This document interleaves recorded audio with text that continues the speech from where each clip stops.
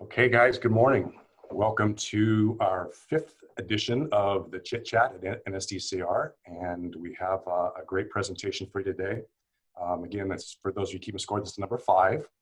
Our first one, we had some great guests, Ernie Dronenberg, the county assessor. We had Art Carter from CRMLS. We had Joel Singer from CAR. The next week, who did we have? We had Fred Pfister talking about the new forms. Then we had Lawrence Yoon, who's a National Association of Realtors chief economist. Great presentation. We had Jeff, who's with us again today, talking about what we're going to be talking about, but the prior version. And as most of you know, the program, the promotion for this was we were supposed to have Art Carter back. But as with most things happening in the world today, it's changing not just day by day, but hour by hour. So he had something he had to jump in on. So CRMLS sent in the closer. They brought in the Trevor Hoffman of CRMLS to close this thing out. And you can obviously tell I'm missing my baseball, my Padres. It's the good thing about not having a season so far is that there's still optimism, right? This is the year they were going to do it. They were going to win it all this year until they start playing games. So anyway, Jeff Smetana is back. He was here 2 weeks ago. He is the director of compliance for CRMLS. And we're going to be talking about all things clear cooperation policy. And I know a lot of you don't necessarily know what that means. I'm not going to steal Jeff's thunder, but this all stems from the National Association of Realtors decision last November to come up with a new policy. And they have instructed the MLSs to come up with a way to implement that policy. And so Jeff's going to talk about how that's happening. If this is your first Zoom, it would be hard to imagine given life the last month and a half. But if it is, the way we're doing this today is that you're all going to be muted. I was on a call yesterday and there was only, 40 people on the call. There's over 400 today. And with the 40 people, there was dogs barking and kids yelling and sirens going off, and it made it really tough. So everyone's going to be muted. If you have a question, please use the chat box. If you're using a PC, if you put your mouse down at the bottom of the screen, you'll see a chat box there. You can type a question in. I'll be trying to look at those as Jeff's doing his presentation and either respond or make sure I ask those questions of Jeff. If you're using an iPad, up in the top right corner, there's 3 little dots. If you click on one of those, the chat box will appear there. So that's how we're going to be doing questions and answers today for most of it. A lot of you will have questions that'll be similar. So if we don't get to all of them, and again, we're anticipating about 450 of you today, impossible to answer all the questions, but some of them are very similar. So therefore, we'll address those. So 2 other things to start off before Jeff takes over, because these will be asked, I know. Number 1 is this session recorded? Absolutely. We have created a YouTube channel. So if you just type in nsdcartv.com, just type that into your browser, you'll be taken to the NSDCR YouTube channel. You can go back and look at each of the previous versions of this, as well as several other training things that are on our YouTube channel. So it will be recorded, nsdcartv.com. Second part of this is we're going to be talking about Paragon. And in the previous versions, we've talked about SD Paragon or CR Paragon. That language is gone now. We're talking about old Paragon and upgraded. So all of you on this call today, I would assume 99.9% of you are on the old Paragon. So this will affect you today, and what the new rules and how they will be improved with the new Paragon or upgraded Paragon. I think that's, got phone calls ringing, sorry about that. I think that's it. The reason that we're doing this and the reason that you're all here today is because the way you enter listings into the MLS is changing, actually effective today. I won't start enforcing it till Monday, but it's changing today at the direction of NAR. And any of you who have actually taken a listing, got a listing contract signed, but waited longer than a day or 2 to enter it in the listing in the MLS as active, this will apply to you. So if you're having pictures taken, somebody needs to clean up the property, any of those kind of things, any delay in entering the property in MLS, this will affect you. So it's important that you guys are here. We congratulate you for being here, and hope that this enlightens you and tells you what you need to know. So with that being said, Jeff, it's all yours. Thanks, Chris. It's good to be back virtually. I hope everybody's doing well. I am here to talk about clear cooperation. Presumably you guys have at least heard of it. Maybe the phrase doesn't tell you everything you need to know about it. So by way of background, the idea of cooperation is, again, what this thing is intended to address. And what cooperation is, it refers to the agreement that you make when you join an MLS, which is this, that by joining this organization, I agree to put my listings in so that everybody can see and sell my listings. And that's what everybody says to you, right? So there's an agreement, we'll all put our listings in, we can see and sell them. If you are familiar with the concept of off MLS marketing or off MLS listings, office exclusives, maybe they've been called pocket listings, that's a different process whereby a broker takes a listing and decides, well, I don't want to, or my sellers instructed me to not put in the MLS, you know, for a variety of reasons. And most, either it could be privacy, could be celebrity, could be, you know, divorce issues. There's a lot of sensitive issues that could drive that decision.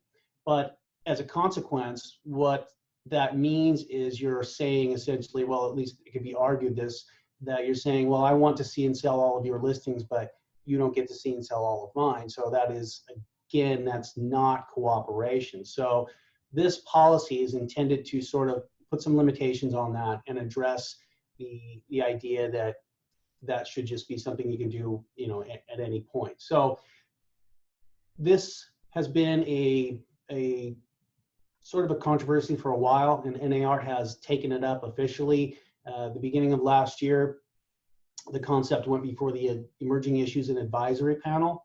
It's a subgroup of NAR who considered it and came up with some rule language. They then pushed that out there for public comment, consideration in various aspects of the business. Ultimately, it went to the MLS Policy Committee at NAR at the convention in San Francisco last year in November. The policy committee did some minor fixes to it, so to speak, and then passed it, and then pushed it over to the board of directors, the NAR board of directors, who then voted in favor of it to pass it by 92% of the directors voted in favor. At that point, NAR then said to all of the association-owned or affiliated MLSs, all right, everybody, you have until May 1st to make this a reality. You have until May 1st to come up with an implementation plan, to put it in your rule set, and to get it out there for your users to, you know, bring it into their business practice and their workflow. So what is it that they actually passed? I'm going to share my screen now. And there we go. You guys got that? Yes. Okay, great. So this is the language that NAR approved at the board of directors level. And this is the policy. So it says, within 1 business day of marketing a property to the public, the listing broker must submit the listing to the MLS for cooperation with other MLS participants. Public marketing includes, but is not limited to, flyers displayed in windows, yard signs, digital marketing on public-facing websites, brokerage website displays, including IDX and VOW, digital communications marketing, email blast, multi-brokerage listing sharing networks, and applications available to the general public. So that's the language that was approved and is now, you know, something we need to implement. Real quick, you'll see at the bottom of the slide that this policy and the rules that have come from it only apply to residential, vacant land, and 1 to 4 unit properties for sale. So it does not apply to lease listings. It doesn't apply to commercial, multi-unit, mixed use, or whatever property types, you know, beyond these 3 right here. So I believe that the controversy was, in the practice being addressed, was or has been largely in connection with these types of listings. So those other types of listings are not included. Looking at the language, the first sentence basically displays the heart of the rule, right? I mean, it actually could have stopped there, but it says that if you market a list or a property to the public, you have 1 business day to put in the MLS. So that's really the heart of this thing. And we're going to talk about what that means and what it looks like in the workflow. As I indicated, the policy has to be taken and drawn into a rule set. So what you're seeing on the screen now is going to be the new rule that has been incorporated into the rule set for everyone. It starts out exactly the same. It incorporates that entire first sentence. The next section of the rule, again, explains what marketing is, or at least what it could be. We've added a few specific instances that weren't included in the NAR rule, like verbal communications. Certainly you could market just by talking to someone or making a presentation.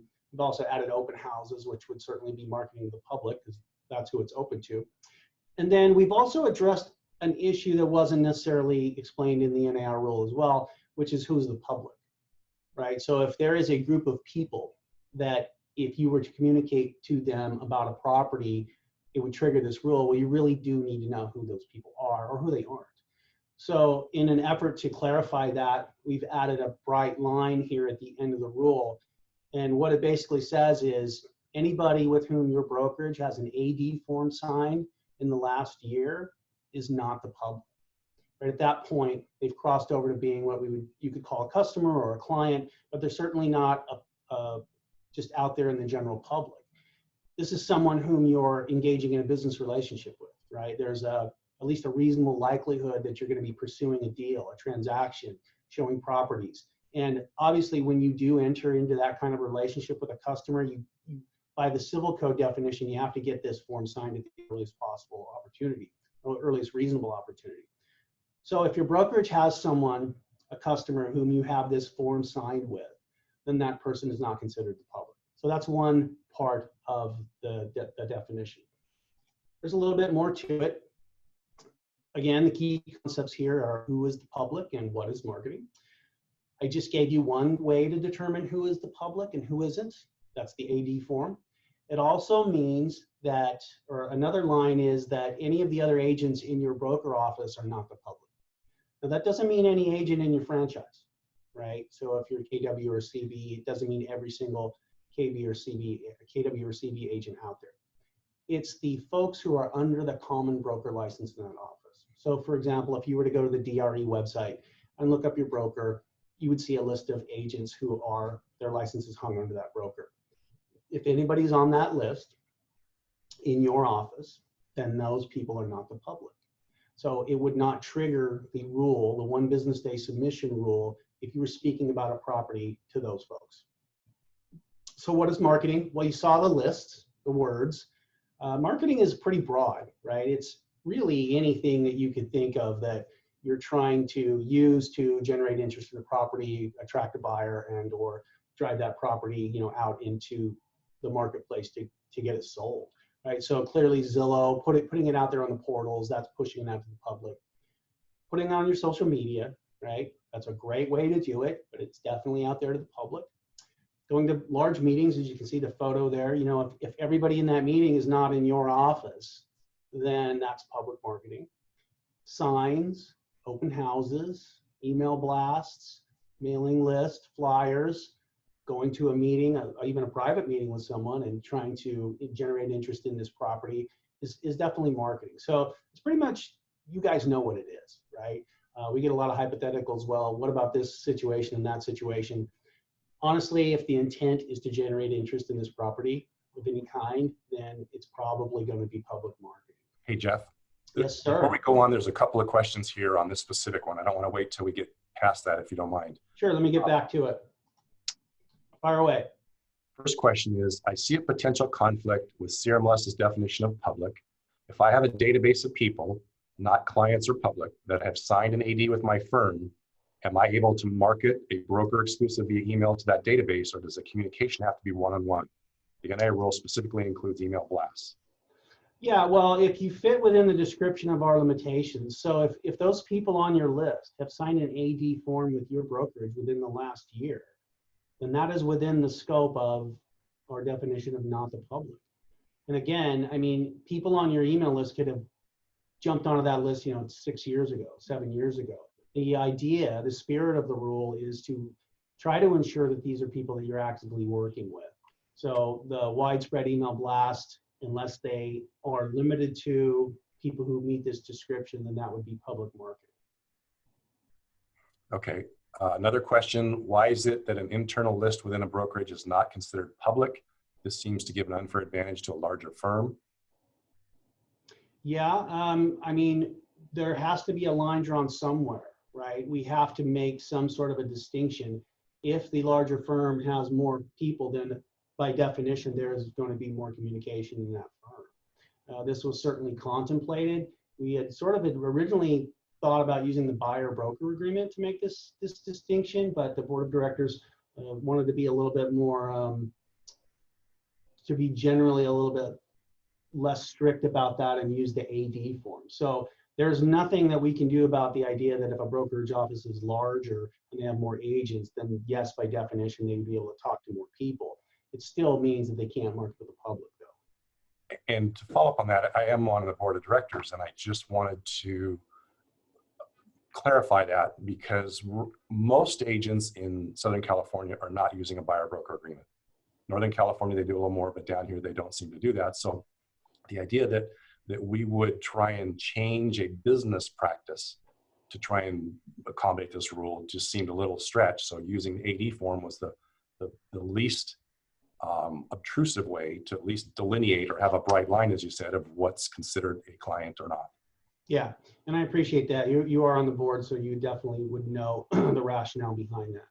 But, you know, I mean, guys, the larger brokerages have that advantage already, right? So if they have a listing in-house and they put it on an exclusion form, they're already getting that benefit. This at least puts a serious, significant limitation on that practice.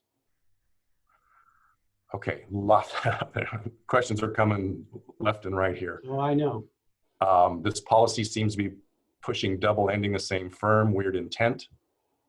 I don't think it pushes anything of that sort. First of all, you have to remember, double ending is allowed in California, right? So if the contention is that that's a problematic practice, I mean, that is a California state legislature issue or the courts to deal with.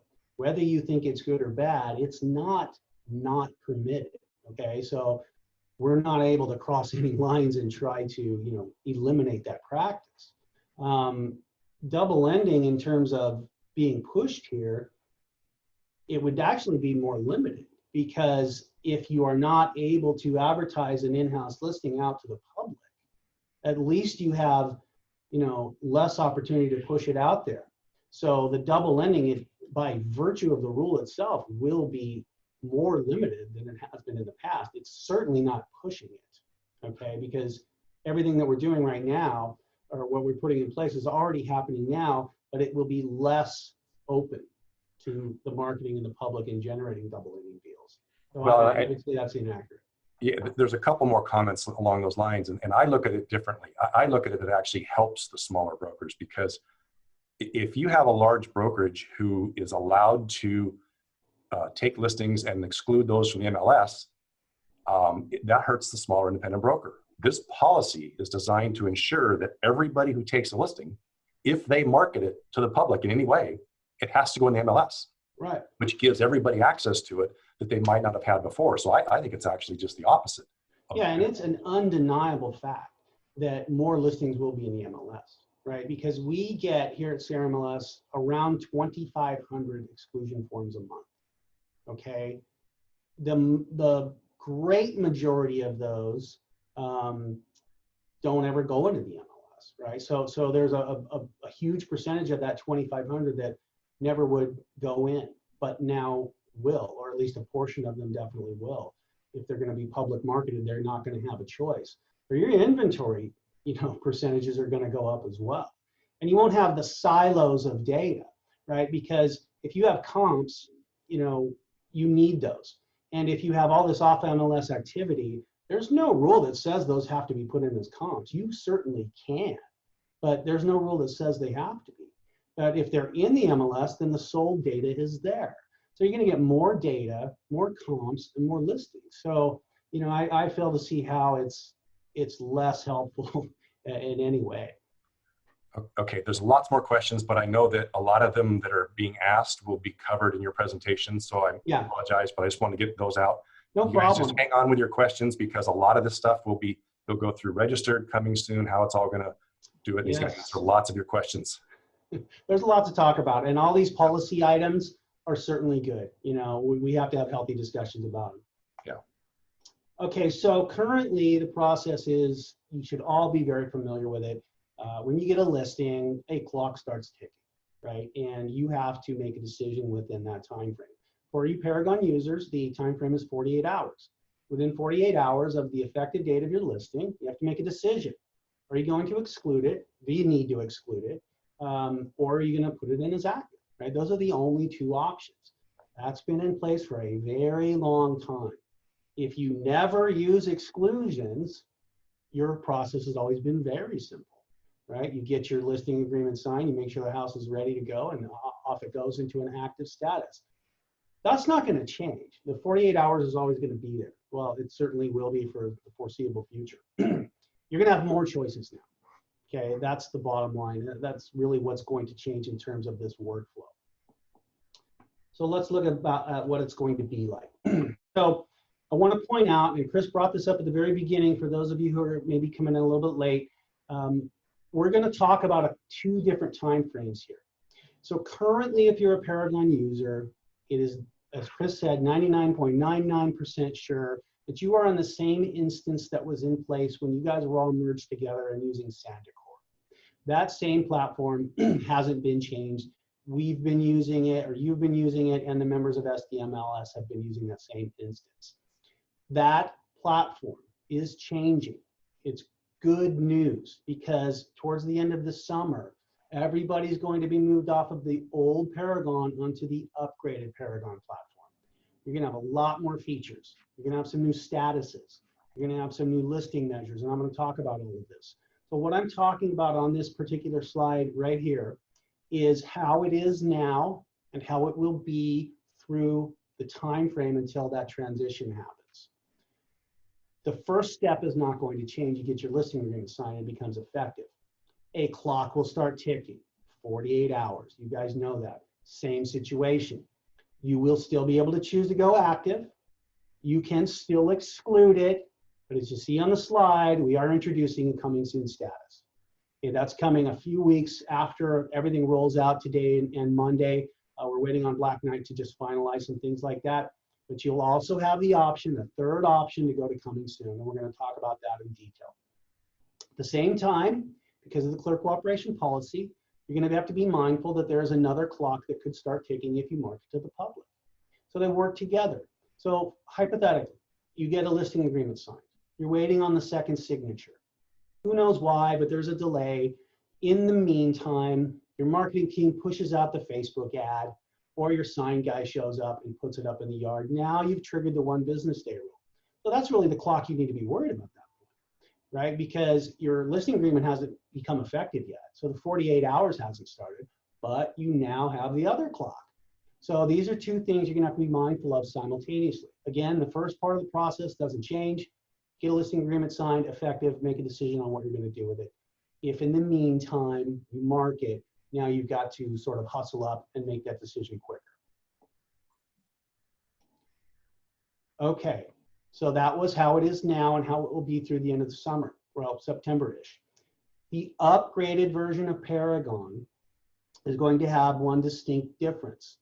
It will have active, it will have coming soon, and it's also going to have what we call our registered status. All that is, you guys, is a replacement for the current exclusion form submission process. So as you know, you need to get your seller to sign that exclusion form and then get it into the MLS so that we can document it. Then we have a record of why this thing isn't on the MLS. Now it's going to be way easier. Okay, you're going to get your form signed by your seller, well, however they decide. You don't have to send us the form anymore. You will not have to take that time and get it into us within 48 hours. All you'll need to do is go on and register the property. It's really the same thing, and I'm going to go about it, talk about it in detail. New process after September will still be involving the clear cooperation rules. That 1 business day clock will start ticking as soon as you market to the public. So that's the major difference is you're going to have this new registered status starting after the switch to the upgraded Paragon. Any questions you want to take right now, Chris? Because I've got the next slide, which is going to go into a lot of detail on these statuses. So you tell me, you want to talk about anything or you want me to go through a little bit of this? Let's go through this because a lot of the questions are about the SCLM and exclusions and stuff you're going to answer with this slide. So perfect, no problem.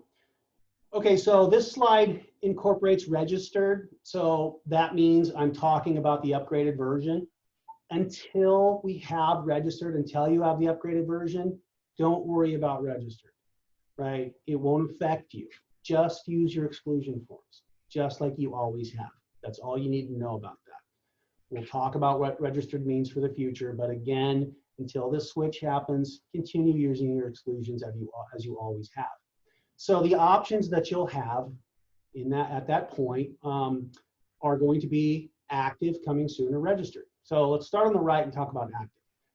It'll be the same as it always has been, right? After you get your listing agreement signed, if you're ready to get that property out there, you can go active.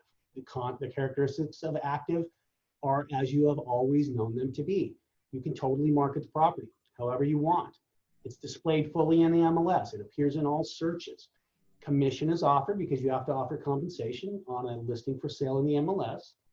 DOM counts because you're marketing it. So days on market, any of those applicable measures about marketing time are counting. It's fully distributed through the MLS, which means it goes out to the portals and syndication to Zillow and Realtor.com. It also goes out to our internet data exchange feeds, IDX. That means it's going out to 22,000 plus agent and broker websites. And showings are certainly allowed because it's completely on the market. Nothing changing about active. If that's the only status you've ever used, pretty much none of this affects you, right? If you get your listing into active within 48 hours of the listing contract and you don't market to the public in those 48 hours, then nothing's going to change. So let's talk about coming soon. So this is the big new deal. Before I do, remember that the rationale for coming soon has always been something like this. I have a listing, I have a property, my sellers really wanted to get it out there and generate some interest, but it's really not completely ready to face the market 100%. We've got repairs, we've got painting, staging, we've got landscaping, we need to get a tenant relocated, or the sign isn't up, the professional photographer. There's all these preparation things that you guys do that are very important to the saleability of the property. And the argument has always been, if it's not really ready and I'm still sort of finishing things, I'm not completely out there on the market, can't I have a period of time where I can advertise it as coming soon and not have days on market approved? Right, so that's always been the key. I want to take this time to get everything finally ready, still sort of tease it out there, and yet don't get hit with DOM. So that's what we're doing. Coming soon is now here for you. Starting Monday, you'll be able to pick a coming soon status and go that route. The characteristics of coming soon in many ways are the same as active. It is fully marketable. You can put signs, you can put flyers, you can put it on your website. You can talk about it. You can promote it however you want, your social media, all right?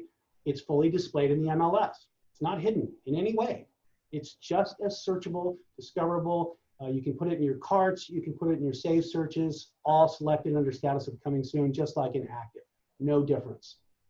Compensation is offered. It's for sale, so you have to have commission in there. Your seller can accept an offer while the property's in coming soon, right? They can do a deal. There are some differences though, right? Because as you notice in the next line, it says no DOM. No days on market are accruing. Well, that's interesting, right? Because it's fully marketable. So what are the differences? Well, in order to have it be different than active, there do have to be some limitations. And the first one is it is limited in its distribution by the MLS. We're not sending it out. It's only in the MLS to view. We're not sending it out to Zillow or the portals or anywhere else. We're not sending it out to IDX. It goes to VAL websites, but we have less than 25 of those. Those are brokers who do business completely online, and so they should have the same access. There's no showings allowed. So this is a significant difference. And when I say that, I mean no showings by the listing broker either, or anyone. Why? Well, because it's coming soon. The rationale is it's not 100% ready to meet the market. If it's ready to show, then it should just be active, right? That's a key difference. it's not ready to be introduced to the world completely. So no showings in order to earn that free pass from days on market accrual. And the other thing is it is for a limited time. 21 days is the longest you can have it in coming soon.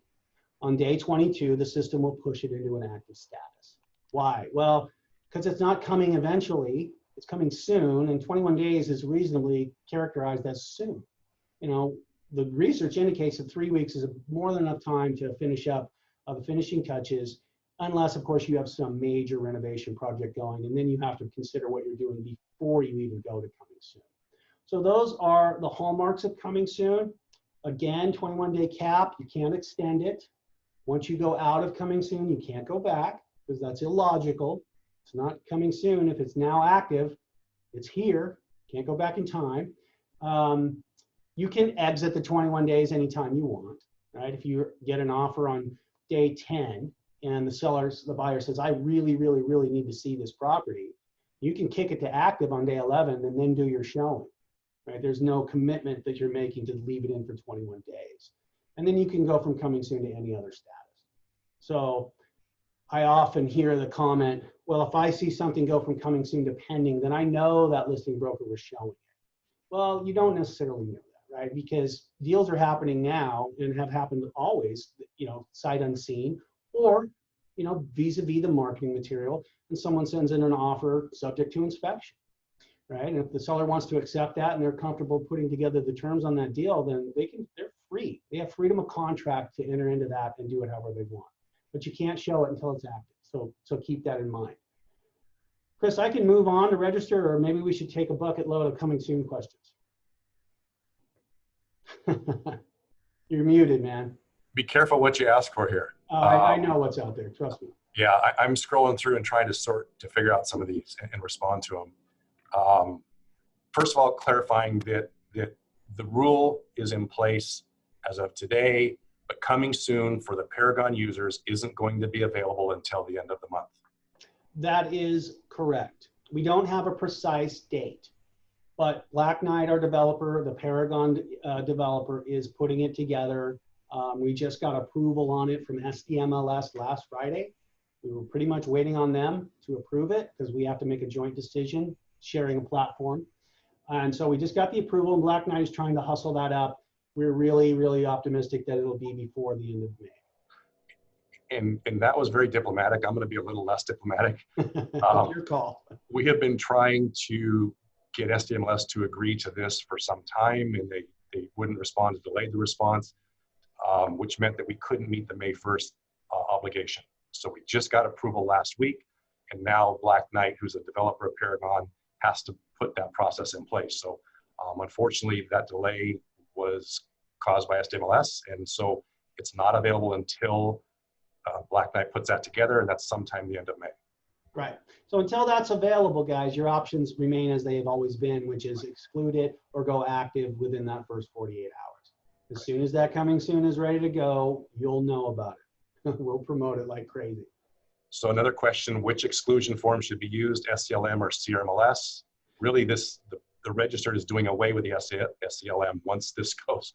Well, no, it's not doing away with the form, because you guys still definitely need to have the form, right? Because that's the law. I mean, everything regarding your real estate transaction should be in writing, especially something as important as excluding it from the MLS. And the exclusion form and the listing agreement really give a lot of good, healthy information, helpful information for your sellers. So you definitely have to have that, but you don't have to send it to us. So in the course of your business process, you can use either, but I will tell you right now that the CRMLS form is going away. So CAR is developing a new SCLM. It should be out imminently. We've seen it, and it covers all the bases. So the CRMLS form was developed to not have someone not accrue marketing if they promise, or days on market if they promise not to market. That's really being addressed in the new CELM, so ours will be redundant. So ours will be being retired. Keep an eye out for the new CELM, and you can use the current one or our form until all of that stuff happens. Okay, let's go ahead. Okay, sounds good. So again, registered status. will replace the current exclusion form process. That is how you need to think of it. You won't need to send us the form. You'll just be able to go in and fill out 5 simple fields. If you see on the slide, the bottom left, you're just going to enter the address, the listing contract date, the price, the expiration date, and the marketing start date. That's all. It's pretty much the same things you tell us when you send in an exclusion form. So then we'll have a record of it, and you will have satisfied the 48-hour rule. You'll be fine to do whatever you need to do, right, based upon the instructions that your seller gives you in the exclusion form. What are the characteristics of registered? Well, it behaves exactly like an excluded listing does now, right? There's no marketing because it's not on the market. It's not displayed in the MLS. Guys, we don't display excluded properties. We're not going to display this. No one will see it. No one will know about it except for the listing broker and agent and the MLS staff. It is completely behind the wall, just like an excluded property. There's no compensation offered in the MLS because it's not in the MLS. And don't get confused just because it says no commission offered. So if you exclude a property, we're not saying you don't have to pay commission, right? If your listing agreement tells you what to do about paying the buyer's side. And so what we're saying is, if it's not in the MLS, there's no compensation offered. Clearly, we're not asking you to enter it in any of those 5 fields. No DOM, because there's no marketing as far as we know or we're concerned, and obviously no public marketing if you exclude it. It's not distributed, not going out anywhere. What would we put out anyway? There's no photos, no description or anything. Now, it is permissible in this context, just like it is in an excluded property now, that the listing broker can show it to their own clients, right? Again, within those limitations I expressed or explained at the beginning of the presentation, that means someone who your broker has an AD form signed with within the last year, or the agents whose license are hung under that common broker license. That's how it works with an excluded property now. They won't be able to market it, or you won't be able to market it to the public. So if you're going off MLS route, your seller says, I don't want this in the MLS. You get your exclusion form, register your property in a timely manner, and go proceed to sell it off MLS, subject to the new marketing rule, right? So if you're trying to sell it within your office, you can show it to those people that have that AD form signed, right? It makes perfect sense. It's just how an office exclusive works, and it's got a far more limited reach in terms of its marketing. So those are the characteristics, guys. Please keep in mind this is meant to be a replacement for the exclusion form submission process. I'll take some more if you got them. I know you do. Sorry, I was just trying to respond to a few of them here. And I don't type, so it makes it a little bit difficult to. Oh, gotcha. What about verbally talking to a property to a fellow agent? Obviously, that's allowed if they're under the same brokerage. That is correct, yeah. They're not considered the public if they're under the same brokerage. Right. What if the initial price entered shown, will the initial price entered shown? No. So if you register a property, those fields are completely up to you. You can change them and it won't show in the history. So if you enter in a price based upon whatever the listing contract says, and then you want your seller to send you a change form or something, you can change it and it won't show up in the history once it goes out to coming soon or active. You can also change the marketing start date, guys. So if you register it and you predicted to go on market July 1st and for some reason it's not going to be ready until July 15th, you can change it. No hit, no history of that. And even if you go past the estimated on market date, the system's not going to do anything with your registered property. We're not going to move it. We're not going to change it, right? Just like on an exclusion.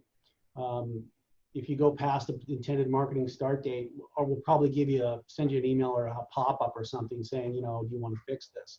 But we're not going to do anything with your registered listing. That's up to you. And it can stay in there as long as you need it to, right? So this would be the ideal situation where if you have a major rehab going on with a property, you get your listing agreement signed because obviously you want that in place. Contractor says it's going to take me 3 months. That's fine. Put it in registered. Put that estimated 3-month on market date. As we know, contractors, that 3 months might turn into 4 or 5. So you can adjust the marketing start date. And then as things become much more clear with regards to the property being ready, you can then make a decision when you want to go coming soon or after. So there's a lot of flexibility there. Okay, Jeff, I know you already answered this one a couple times, but it keeps coming up, so I thought it would be worth doing again. Okay. Is the listing broker the local supervising broker, or is it broader definition? My concern is large brokers like Berkshire, with thousands of agents in the market, will be able to show registered properties to clients of any Berkshire. Is that correct? If your license is under a certain broker license, anybody on that list is within your office. So I understand that there's a variety of ways that businesses are constructed out there. You've got branch managers and supervisors and whatever. It's going to be on the DRE site. That's really the only way we can define it, because again, you guys have so many different ways of stacking things and running offices. So if there is some situation where there is 1,000 agents, then if they're all under that broker, that's where the line is. Right. And national franchises are not under one broker. They have different brokers in different areas. So, you know, the question keeps coming up, can I talk to agents in the same brokerage if they're national? No. No, it does not give you the right to go out within the entire franchise. Right. Or the company. Please understand, treat that broker license as the ceiling. And anybody who lives under that ceiling is your office. Not the name of the company, not the overall company, not the underlying corporation, under that common broker license. Right. And then talking about pitching at marketing sessions, you know, it kind of goes back to the intent of this. The intent of this is if you have a listing agreement in place and you're marketing the property, it needs to be incoming soon or inactive. Right. Yeah, but I mean, if you don't have a listing agreement signed, this doesn't apply. Well, that's not true, Chris. Be aware. This might surprise some people. Okay. The rule says if you market a property, it doesn't say if you market a listing. And that was done intentionally to avoid that idea that people would do some handshake deal and go to some pre-marketing period, you know, and come back and say, well, I don't have a listing agreement, so there's nothing you can do, because that's a really big loophole if you left that open. I don't necessarily have an opinion on it, but I am telling you that the way the rule is written, it's if you're marketing a property, look, under the way it's constructed, you're gonna have to hustle, get your listing agreement and get it into the system. So surprising news maybe to some of you. Okay. Again, just different forms of the same question, but it just keeps coming up. Can you take an agency exclusive listing and seller does not want it in the MLS and does not want to cooperate with other agents? Can you market publicly outside the MLS? No, because if you're a realtor, this rule applies to you, and it doesn't necessarily mean anything the way you characterize your listing agreement, right? The rule is very broad. If you're a member of NAR and you're a member of an MLS, then if you market a property to the public, the rule is going to apply. You know, it's built in a way that doesn't allow a lot of wiggle room based upon some technical, you know, naming.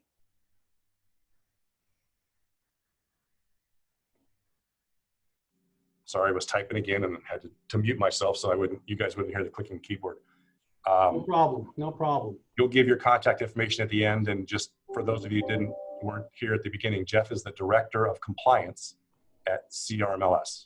Yeah, I'm also the Assistant General Counsel, so I've had to lawyer a lot of this stuff as well, and I do sit in all the CAR legal forums and panels, and you know, heard all that. I've seen how the sausage is made in that respect, as Chris has as well. So those are the details on the statuses. Keep going if you want, man. No, a lot of the questions are really jumping ahead, and I know you're going to answer them. So I know you guys have lots of questions. Two things. Raising your hand isn't working here, guys. If you want to ask a question, you got to go in the chat box, because we don't have that ability with this presentation on raising the hands or to unmute you. So make sure you use the chat box. And I know it's hard because you have lots of questions. Jeff's going to cover almost every question I've seen. He's going to address it in the presentation. So if you can hold on as long as you can, you'll probably answer it before you have to ask it. Yeah, and I've got the chat box open. I'm trying to sort of see what's going on. I'll do my best to help out there. Okay. Also, guys, I'll cut to something that's important for you guys as a resource. We have an entire page on our website dedicated to Clear Cooperation. So if you go to crmls.org, there's a big banner that says Clear Cooperation. It's got 5 different FAQ sheets. It's got video presentations. We just put up a brand new video going through the details of coming soon. It's only 2.5 minutes long. It's a good resource. There's also a box there where you can type in your questions. It goes to a dedicated email box. So there's a lot on there that you guys could maybe just check out and get yourself even more familiar after I'm done. If anything is not answered there, like I said, you can go to that same page and put in a question, and we'll try to get you an answer as well. So moving on, we're going to have some new listing measures for you guys when that Paragon upgrade happens. These are some new bells and whistles. They're not necessarily related to the coming soon clear cooperation issues, but they're going to be helpful for you in your analysis of the market. So we're going to have a quantification called DNA, days not active. So this will be a specific number of days that the listing is spent in not an inactive status. So if it was in hold or withdrawn, sort of, not completely being marketed, you're going to have a count on that. Days on market will stay the same. That's not new at all. It's any time that the property has spent inactive or active under contract. Then we're going to have something called days in pending, DIP, and that's exactly what it sounds like. So anytime that listing has spent in the status of pending or active under contract will be a number for you to look at. That can be helpful if you see a listing that went into contract after 5 days, days on market, but it's been DIP, days in pending, for 90 days. Even there may be something wrong with that deal, and you might want to figure that out for yourself and talk to your buyers. Days listed is just the big number. It's the entire life of the listing in the MLS from contract date to a finalization. You can use that to sort of do all sorts of calculations. So you can take the days listed and subtract other issues from it and figure out how long it was in register, right? Because the contract date is included in the days listed. So any of that preparatory period would be something you could figure out. These aren't going out to the public. They're not going out anywhere to the portals or anything. These will just be available to you and your agent full. The actual rules that are changing are, as you see here, the first one is 9.8, and that's where it's being set forth as a rule that you can't do any showings in coming soon or in hold. I'm sorry, withdrawn for you guys currently. And if you want to do a showing while you're in coming soon, then put it to active first, right? Don't do it after the fact. The rule specifically says until such a time as the property is placed in active or active under contract status. Coming soon, so the status is being defined in the rule set. It's exactly as I've explained it. You can mark it, you can't show. If you're marketing a coming soon, make sure you have coming soon designated on the advertising. So if you have a sign, get a coming soon rider up there. And wherever it's reasonable, try to put the expected active date, right? So people know when that they can start looking to get a showing with you guys. Withdrawn, so this is currently in the Paragon system. It's not available for showing. It's temporarily off the market, but marketing and advertising is still permitted. And this slight change is really to accommodate kind of the COVID situation. So if your seller is really upset or struggling with it and they want to withdraw it, but you can still have it out there on your website and market it to try to generate interest. Hold. Now, you don't have this in the current Paragon, in the old Paragon. This will be available to you in the new Paragon, in the upgrade. You're going to get instruction from your seller, and you can still market and advertise, but it's not available for showings. So that'll be something you can use. It's got a little bit more flexibility. It gives you 30 days. After that, if you need more hold time, you go back to active and you can re-enter it into hold. Just make sure you have your seller's instructions on that. So what are the consequences? The fines for any of these clear cooperation rules going forward are going to be based upon 1% of the list price. No less than 500, no more than 2,500. So the sliding scale is to accommodate different demographics and different types of listings. So we have a pretty big footprint. There are a lot of marketplaces where the median list price is somewhat lower. We don't want that to be inequitable. Let's say you have that, $100,000 vacant lot or something that has to be gauged and set up effectively or equitably. It does go up to 2,500. The cost for this, because it's a very serious consideration, needs to be something that's not just easily absorbed as the cost of doing business, right? And this is on the low side. And, a large percentage of the MLSs out there start their fines at 5,000, and then they go up. There's some who start at 25 and then go double and triple for the second and third violations. There's several, at least, on the West Coast, that the second or third violation results in termination from the MLS. So we're not taking that heavier approach just yet. We want to see, what the agent conduct is like. Board of directors decided to come out and take a position to trust people to govern themselves accordingly. So if the conduct after this, requires it, then the rules committee and the board of directors can certainly make a change to this. Everything here that you see gets a warning. So you're not just going to wake up and have a citation in your mailbox. For instance, if there's a sign out in front of your listing, it's not in the MLS yet, when we get that report, we're going to wait 1 business day, give you that time to get it in. And if it's not there at that point, then we'll send you a warning and give you a certain time frame to get that thing into the MLS, probably, again, another business day. So we're hoping to educate. We're hoping that word will get out and that this won't have to be something that's a widespread enforcement issue. Time frame, today is May 1st. So everything is officially going forward. May 4th, which is Monday, is the time when our enforcement is essentially beginning. And as I said earlier, you are on the old version of Paragon now. So all of those features that I've talked about that will become available in the new upgraded Paragon will be available in the summer of 2020. I think we have a target date of early to mid-September, if not earlier. Hey, Jeff, can you give a little bit of history on that and why the new Paragon is not available till then? Sure. Yeah, so a few years ago when Sandicor split, there was groups that went to SDMLS and some that went with these other, awesome San Diego associations who came over to CRMLS. So you have 2 different MLSs now where there used to be 1. Well, that same system that Sandicor was using, that universal Paragon instance, remained in place. So no matter where you went after that split, it was a common platform. That was just part of the settlement and the way that whole thing worked out. The agreement was, we won't break this system apart. We'll take some time and then we'll deal with it at a certain time frame. And the target date for that was September 2020. So that's how it's been. So any of the decisions made in either of the MLSs or associations. So if SDMLS wanted to do something, they would have to get permission from us because it's a universal platform. So any change they make or made would affect all the other users, even in another MLS, and vice versa. So Chris talked about it a little bit earlier.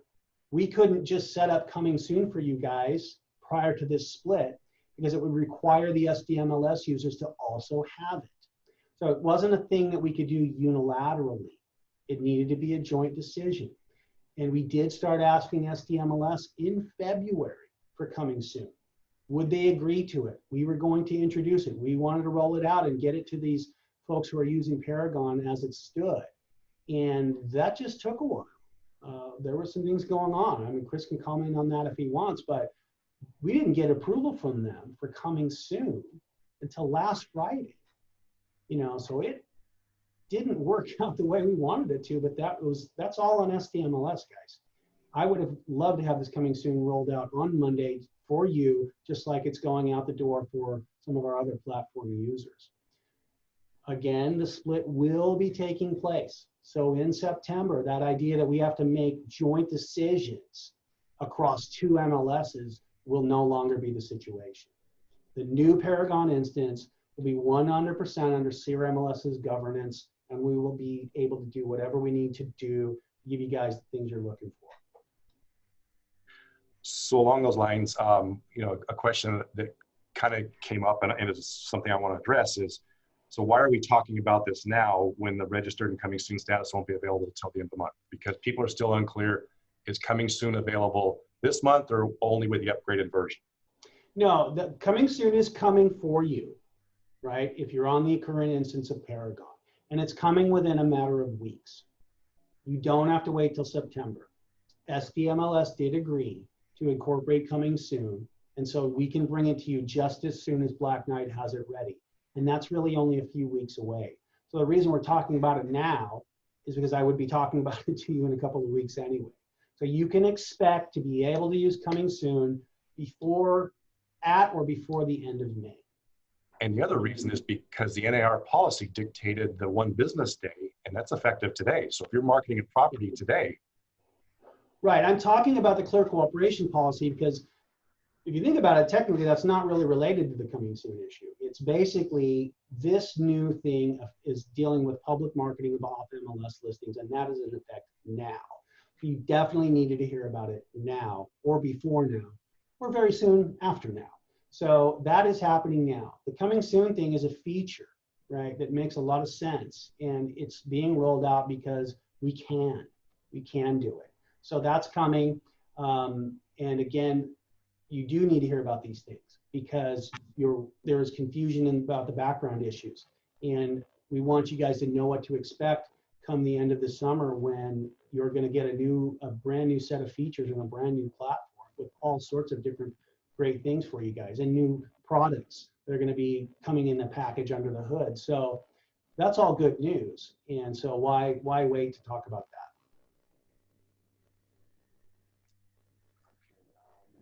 that? With properties with a current SCLM in place, do those listings have to go in the MLS, register for coming soon? For example, SCLM is in place until June 10th. No, so that's a good question. If you have a property on a current exclusion form, or you get an exclusion form put together before the registered status becomes available to you guys, nothing needs to change. So if you're on Paragon and you're going to get the upgrade in September, that's when registered will become available. So before then, no reason to do anything differently, none at all. Keep doing your exclusion forms and sending them in.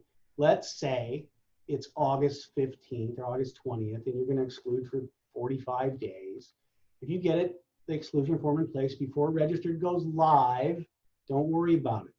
You just keep writing out that exclusion form. If your exclusion form comes into existence after registered is active and live, then you can use the register. So nothing to worry about in any pressing sense until registered is up and running for you in this summer. Okay, some confusion about terms. Sure. NSDCAR is an association of realtors and CRMLS is the MLS. So you get your MLS through your association. Yep. But they're not the same. And so there's questions about if you're in Orange County, do you have to belong to an MLS association? No, you belong to one association, you get your MLS through that association. That's right. I mean, and you can belong to different associations and different MLSs, but you know, with the service area that we have, I mean, it's certainly doesn't seem necessary. But you know, you guys are down there and you've got that going on. So yeah, we are the MLS. We're not your association. Okay. Another question about the difference between hold and withdrawal to Paragon users today. Breaking up a little bit, withdrawn is available for you now in Paragon. When we make the changeover, hold will become available. And withdrawn is really definitively an off-market status, right? So there's no marketing allowed and no showings. Right? Your seller has made a very significant decision to not terminate the listing agreement, but to pull it off the market. Hold is still sort of a hybrid off-on market thing. It's basically a temporary situation, such as maybe what we're in now. And your seller says, look, I really don't want to have showings. I don't want those folks in my house with the COVID whole thing, or whatever their concern might be. You can put it into hold, but you can still market it. You don't have to take your sign down. You don't have to do any of those things. You just can't show it. So hold is a little bit more flexible, a little bit less of a definitive statement about the situation with the listing in the property. Any comments on my mic's breaking up? Is it better now? Yeah, it's breaking up a bit, man. Okay.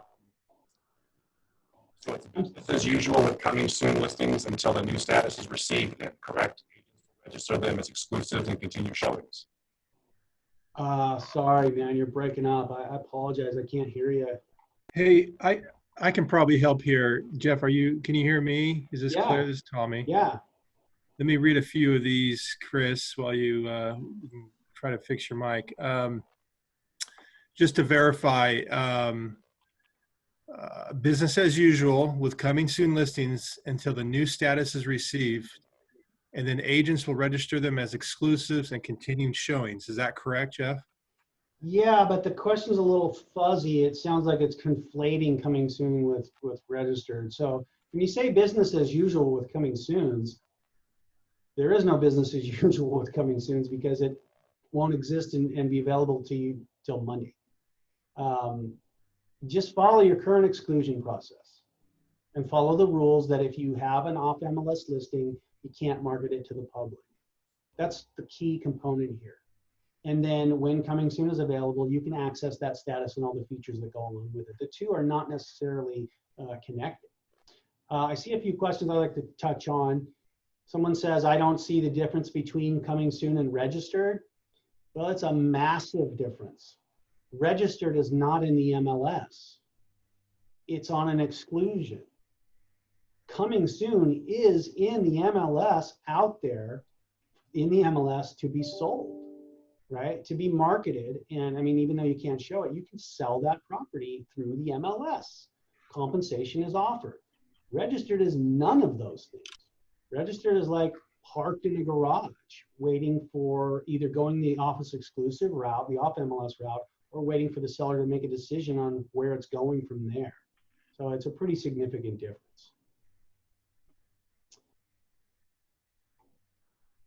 If you raise the price after switching from coming soon to active, what will show us the original price? The record of what happens in coming soon will be included in the history because it is out there in the MLS. It's not the same as when it's in registered where that's all flexible and you can decide whatever you want to do. When you introduce a property to the market vis-a-vis coming soon, the price history, the price is real. That would be the price that a buyer could offer on. So that is reasonably included in the history. That will show as the original price. Okay, Jeff, how's this mic? Is it better? Sounds better already, yeah. Okay. Please explain to me how it is not a violation of the seller's rights, liberties, to hire an agent they want and not have the home on the MLS. I may have to explain this to a seller, so it'd be nice to know what you have to say to them. Yeah, I mean, that's one of the arguments that was pushed forward in the public comment period on this. And to be honest, it's one of the best arguments, you know, on the other side of this. But you have to take it all in context, right? I mean, first of all, and you guys might not like this, they could go with an agent who's not subject to these rules. That's a controversial statement. But the reality is you have to explain to everybody else why it's not in the seller's best interest to have more people see the property, right? The data indicates that the prices are higher, right? The sales prices are higher, the more people see the property. So I'm confused as to how you would explain to your seller why it's not in their best interest to put it in the MLS. That's a good, you know, something you need to think about. There are a lot of other peripheral issues here, guys, that you need to consider contextually. So one good thing you really need to think about is when you go off MLS, a very limited amount of people are seeing that listing. And it has been proven, or there's at least some substantial evidence that there could be discrimination in that. And I'm not accusing anybody of anything, but when you have a very selective market that you're trying to sell this property to, the demographics are going to be selective. I'm not saying anything other than what you should be concerned about. Point being, the federal government, the Department of Justice and Department of Housing is very concerned about these things. This is something you can do to alleviate that. You don't want the federal government getting involved based upon these allegations. Trust me, okay? That would be a nightmare you might not wake up from. So if you can justify that to this, you know, talking to the seller that, oh, the only way this is going to make sense for you to keep it off the MLS, well, they are really just going to have to understand that this is what the industry has decided. These rules came from your peers, guys. The panel, the MLS committee at NAR, the board of directors, our rules committee, our board of directors, all made up of agents and brokers. The MLS staff did not craft this. This is an industry issue that is being addressed from within your industry. So your peers and your colleagues have come up with this. Maybe you guys can put your heads together and figure out the best way to sell it to the sellers, but I don't know that the MLS has to provide that explanation. We really, guys, at the end of the day, just have to put this policy out there. I'm trying to give you some other food for thought. I don't have a perfectly clear answer for you on that question. Well, and let me just say this as well.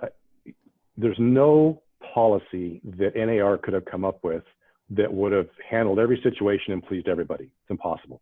But we have to remember the big picture here. The big picture here is that you had agents and companies who were starting to withhold information listings from the MLS in record numbers. And if that trend had continued, if you have company A withholding their listings, company B would say, well, if they're going to do it, I'm going to have to do it as well.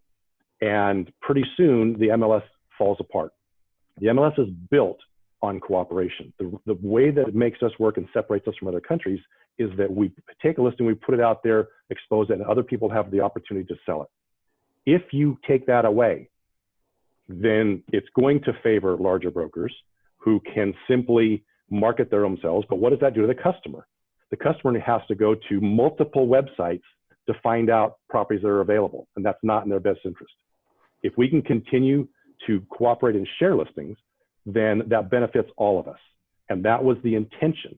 The implementation, again, there's no way to satisfy everybody in this, but based on these rules and policies, they're very similar to most of the MLSs across the country that have done this, trying to figure out the best possible plan. Yeah, and I don't feel the need to defend it in any way. Again, this came from your peers. The other thing is, I guess the question that you should probably also ask in connection with the original question is, how are you going to explain to your buyer when they see a listing out there and yet it's not in the MLS and so you didn't know about it? That's not a great conversation to be able to have, right? And that is a very common, probably the most common complaint that led to this entire situation, is that buyers would call their broker and say, or their agent and say, I saw this, can we go see it? I saw this sign. And you go to the MLS and it's not there, right? And that's kind of embarrassing, and it inhibits your business process, right? So you can talk about the seller's rights, but you also need to consider that the other consumers out there, that wide crowd of buyers agents and the buyers themselves, it's a consumer protection issue, frankly, right? The broader base of consumers are the home buyers, right? There's a lot to be thought about, and this was all discussed for a good 8 months before the vote. So ideally, the time to raise these, advance them, and fight hard for it would have been then. For now, we've got to push this out there. Well, and in a couple comments, I'm going to take issue with one of them. Somebody's saying that the reason that agents and companies withheld listings from MLS is because MLS gave away the info for free to Zillow and others and to allow them to sell back our leads to us. The reason we got involved in a lawsuit at NSDCR with SDAR over Sandicor was that our association believes that the listing information is the brokers, and they're the ones that have the rights to determine who sees it and what. CRMLS aligned with those values, and that's why we wanted to join them, so that any broker has the ability to determine where their inventory is going to go. It's an opt-in situation. It's not an opt-out. So if a broker determines that they don't want it to go to a Zillow or a third-party site, whoever, they can choose to withhold that. That's their choice to do, as opposed to other associations who felt differently. So again, the reason we joined them is because those principles are in alignment, that you choose as the broker or the agent where that information goes, not the MLS. Right. And I would add on to that the reason that the decision even had to be made was because brokers were not putting their information in the MLS, right? So they were just selling them, putting them out there on all these other separate platforms. And the buyers, again, were having a conflict of, well, why can't I see this, right? And so the demand just increased and increased and increased, that the real estate industry should push their listings out to the internet. And so that decision had to be made at a higher level because people just didn't want to do it. So again, that was an industry issue, came out from within the industry. It was not some unilateral decision the MLS made, as this question seems to allege. So yeah, good points, Chris. Okay, please exclamation point 3 times. If we are advertising properties as coming soon, currently, does the 21-day deadline start today? No. It basically, the enforcement will start on Monday. The reason for that is pretty practical, you guys. Even though the rules are in place today, the enforcement and any of the counting doesn't start until Monday because we don't start these big giant things on Fridays. Very simple. So if you pop it into coming soon, because you won't be able to until Monday, you pop it into coming soon on Monday, that's when your 21 days start counting in the system. Well, actually, but if you won't have coming soon. Right. We won't have coming soon until the end of May, so you can't advertise it as coming soon right now. Right. But so I mean, it's a moot point. But if you're, let's say you're in the matrix system, that would be the official way we would evaluate. Right. So the question, the follow-up, and then is, if for some reason it's not ready within 21 days to go active, can we move it back to registered? No, you can't. There is no going back to registered, just as there's no going back into coming soon.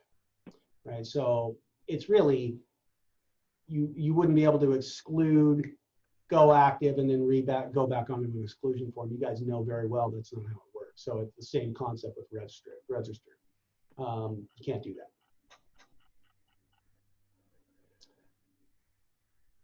that. So Sarah Young says, can we go active to hold? Yeah, of course. We don't have hold. I know. Right. When you have it, right, you will be able to. Let's see. So the other option is withdrawn. Yes. Yeah, that's the only other sort of parallel status that you could use until the conversion happens, the switch to the upgraded Paragon. Let's see what else. So I want to address something that seems to be a thread here. Are you able to put your listing on Zillow as coming soon? Yes. We won't be sending it there, but you are free to market your coming soon. Okay, so if you have the ability as a premier agent or whatever it is to go and post that listing on Zillow, that's not being fed by the MLS, you can do that. You can put it on your website. You can put it on your social media. You can put up your signs. You can do all of those things. You just can't show it. We won't be sending it to Zillow or Realtor.com or IDX. We're not sending it out in order to try to justify the free pass on days on market. There's a question on what Zillow requires. I can't comment on what they do. Let's see. You guys got a lot. So Rick Hagan says, business as usual until coming soon status is available in CR Paragon. Yes. Although business as usual with a caveat, no off MLS marketing, okay, based upon the clear cooperation. Right. That's the difference. And it goes back again to why we're doing this today, as opposed to waiting until the coming soon is available, because there are parts of that are implemented today. That's right. Absolutely right. Let's see. Can you please give an example of using hold? Well, I can, but remember, that's not going to be available to you until the switch. Hold would be a situation where there's a temporary delay or the seller needs to put things on pause without completely withdrawing it from the market. And they certainly aren't canceling the listing contract. So you put it on hold, you can still market it, but you can't show it, okay? We're beyond the hour. Okay, Tommy. Look, I can stay here as long as you guys want, but I'll leave that to you, Chris. If you see things that you want me to stay on and address, happy to do so. There's lots of questions that coming back. I'm willing to stay as well. I have a board of directors meeting in 15 minutes, but I've got 10 more minutes I can stay. I'm here for you, man. Yeah. Jump on. So we got 10 minutes. So if you just want to keep rolling down the questions and. Yeah, I'm just randomly trying to find them. Let's see. Hey, we also are going to have this on our nsdcrtv.com station, our YouTube channel, so you guys can go back and review all this information. Yeah, and I'll continue to emphasize the page on CRMLS.org that has frequently asked questions, many of which are being asked today. You could shortcut this and jump over there and see if what we have is there for you or meets your question. We're also growing that FAQ list every single day based upon questions we're receiving at the Clear Cooperation inbox. You can also send messages to us and we'll get them to that inbox through that page on our website, crmls.org.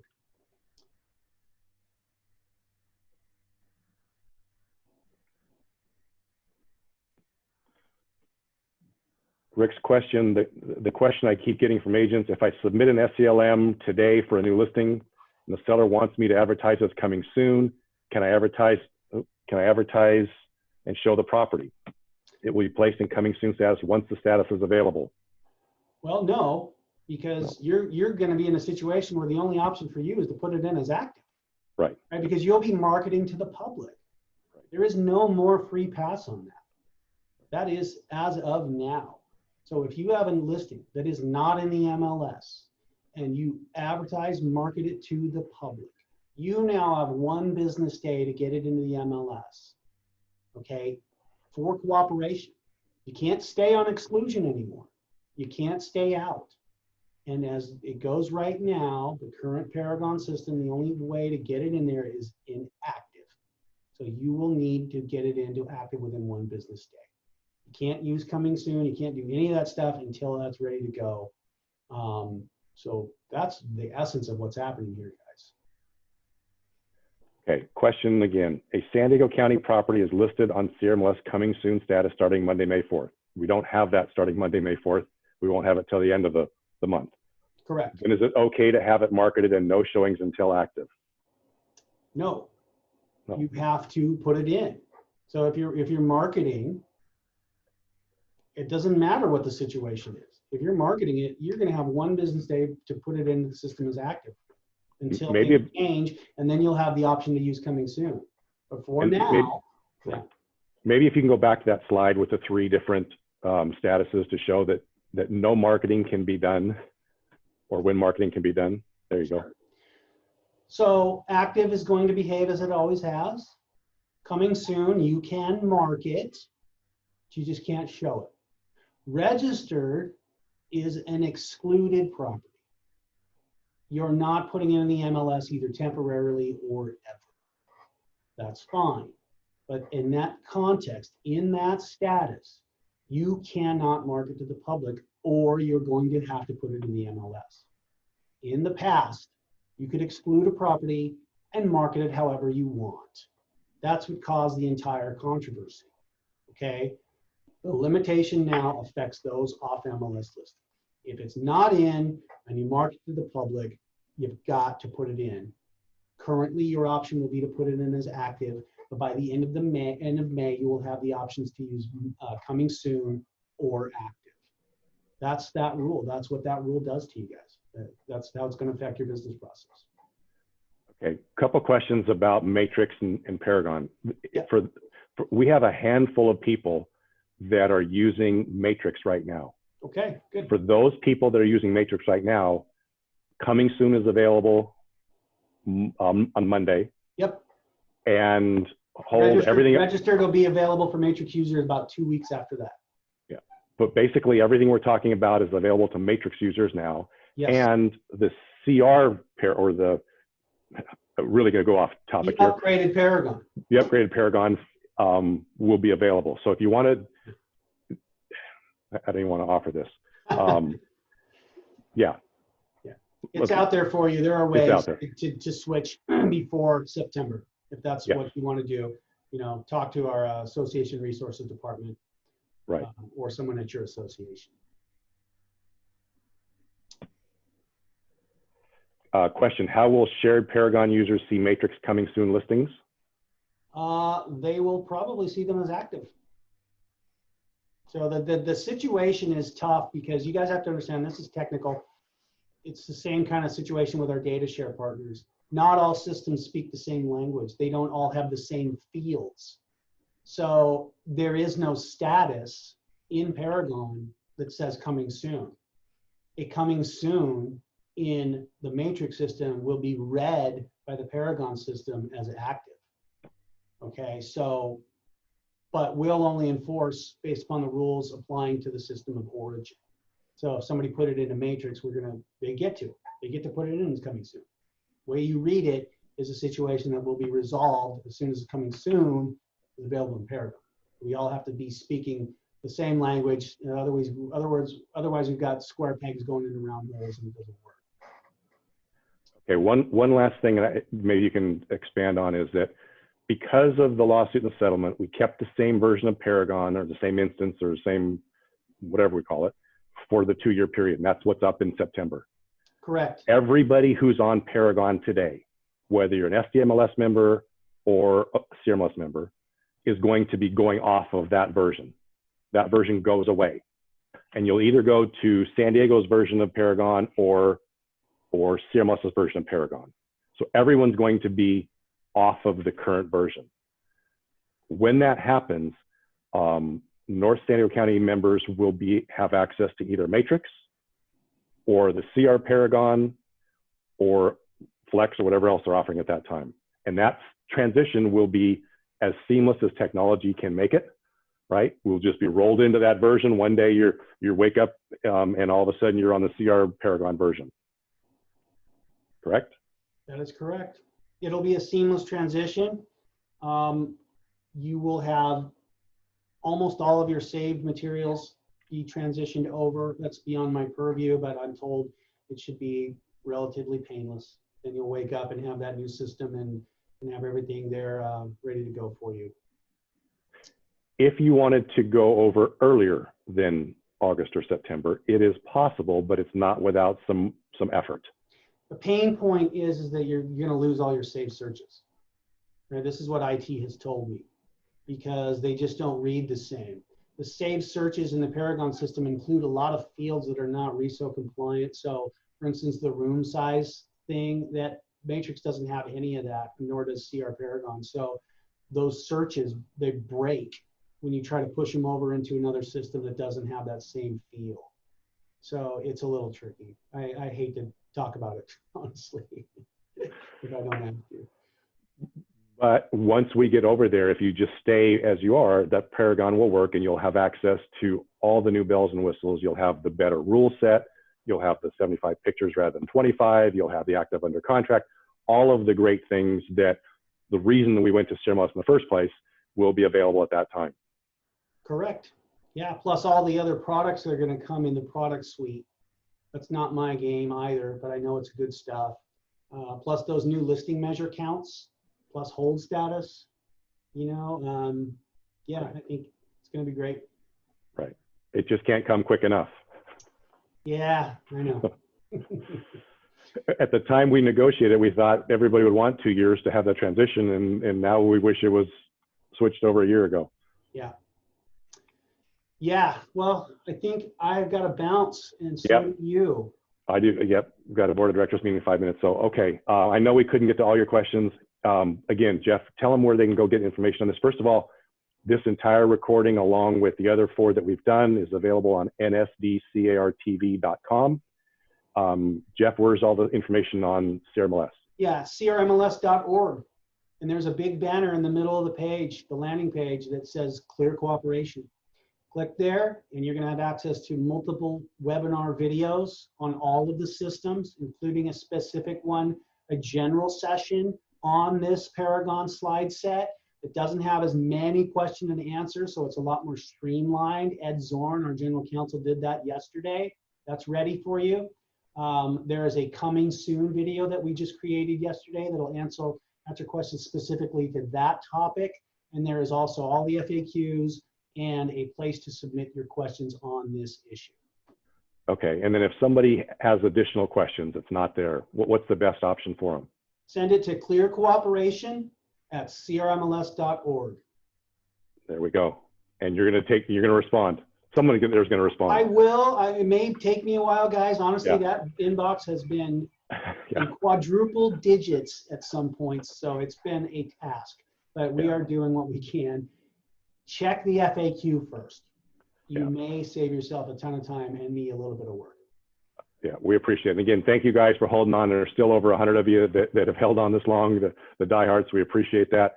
And stay tuned next week. I didn't mention this. Brad Inman will be here. Oh, cool. Inman News is the preeminent source of information for our industry, and he's going to come on and do a little Q&A with us. So tune in next week as well, and nsdcrtv.com. Thank you, guys. Thank you, Jeff. We really appreciate your time. Hey, no problem. I hope it was helpful.